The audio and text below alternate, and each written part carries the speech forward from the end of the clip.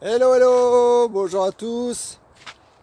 Alors, je voulais faire cette petite vidéo. Vous voyez, je suis en train de courir, enfin je termine.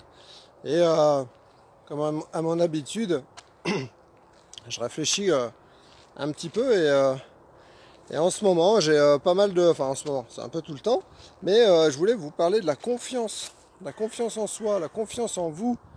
Euh, Parce que ça, c'est une problématique que je remarque, euh, que les personnes se dévalorisent parce qu'elles n'ont pas confiance en elles et elles n'osent pas faire les choses.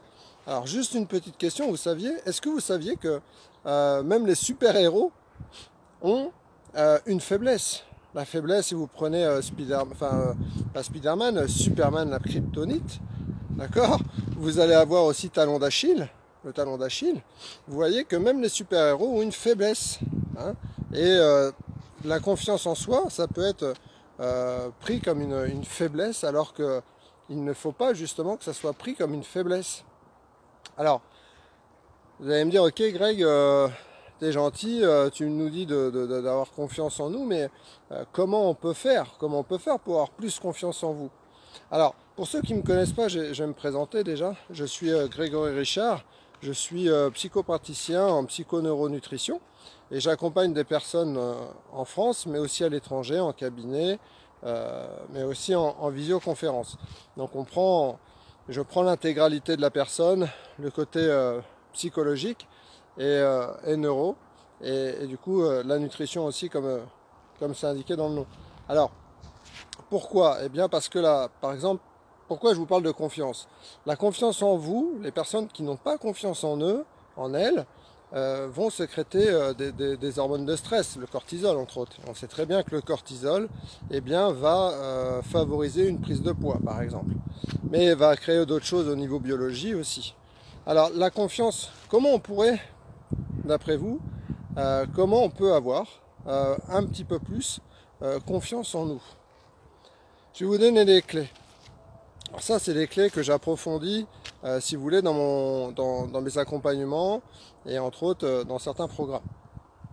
Donc dans un premier temps, il va avoir la posture. La posture, effectivement, je ne sais pas si vous le savez, mais nous étions on descend des macaques, hein. Donc, et dans une meute, en fait, la personne, enfin le singe qui rabaisse, si vous voulez, les épaules, comme ça, eh bien il est soumis. Voilà.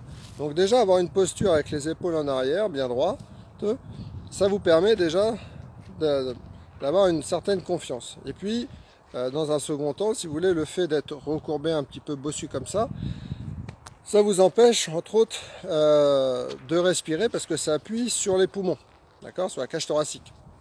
Donc ça, premièrement, la posture. Vous avez aussi le regard.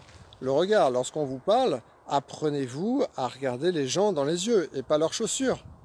Hein, une personne, on peut détecter déjà une personne qui manque de confiance en soi, en elle, si la personne regarde ses chaussures, si elle regarde à droite, à gauche. Regardez, essayez, apprenez, entraînez-vous à regarder les personnes dans les yeux quand elles vous parlent. Ça, deuxième point. Troisième point, pour avoir plus confiance, la respiration. Entraînez-vous à respirer, faites des séances de relaxation qui vous permettent de mieux aborder les situations. Quatrième point, vous allez avoir la visualisation. La plupart des personnes visualisent en priorité les choses négatives et non pas positives. Par exemple, vous allez passer, j'en suis sûr, une très belle journée avec plein de choses qui vont se passer de positif, mais vous allez vous focaliser le soir sur la seule chose qui s'est mal passée dans la journée, alors que c'est l'inverse. Et ça amène confiance en vous. Visualisez vos réussites. Félicitez-vous à chaque réussite. Donc ça, c'est la quatrième. La cinquième, ça peut être aussi l'ancrage. L'ancrage. Ancrez-vous sur de belles choses. C'est un exercice un peu particulier, l'ancrage, que j'apprends aux personnes que j'accompagne si besoin. Voilà, mais l'ancrage, ça fait partie aussi, ça vous permet d'aborder des situations plus facilement et à la suite analyser cette situation pour augmenter votre confiance. D'accord? Vous voyez, il y en a déjà 5. La sixième, ça peut être, encore une fois, un exercice de visualisation qu'on doit faire tous les jours. Par exemple, s'il y a une situation qui nous, par exemple, parler en public, eh bien, on peut visualiser cette situation d'une certaine façon. Ça, je l'apprends aussi durant mes accompagnements pour mieux aborder cette situation. Voilà.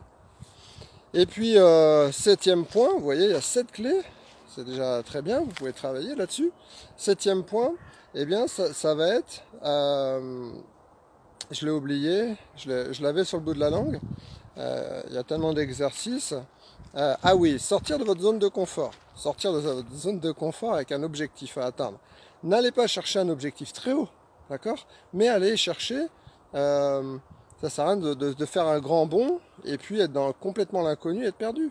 Mais ayez un objectif et puis allez chercher des sous-objectifs qui vont vous permettre justement de gagner confiance en vous. Voilà, jusqu'à atteindre votre objectif. Donc voilà, je voulais vous faire cette petite vidéo, j'espère que ça vous a plu.